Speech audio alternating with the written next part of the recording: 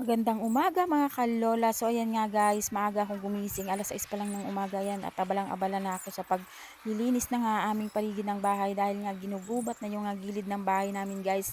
Dahil ilang araw nang nag-uulan or magdadalawang linggo nang umuulan.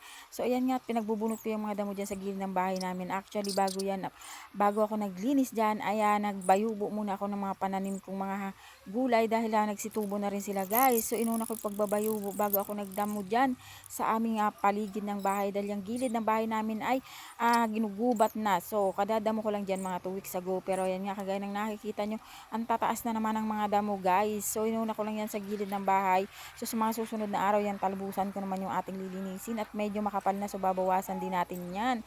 So unahin lang natin guys itong mga damong tumutubo dito sa gilid ng bahay. Yan ang muna ang ating bubunutin.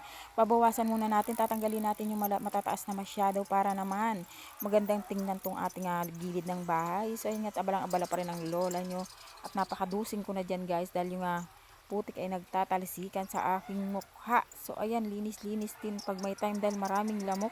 So kailangan talagang linisin ito guys. So ayan, kagaya ng nakikita nyo, abalang-abala ang lola nyo sa pagdadamo dyan. So minadali ko na rin yan guys kasi medyo marami-rami tayong gawain today. Dahil hindi natin makakasikaso yan sa mga susunod na araw dahil tayo ay abala naman, may mga pupuntahan na naman tayo guys. So ayan, thank you so much for watching.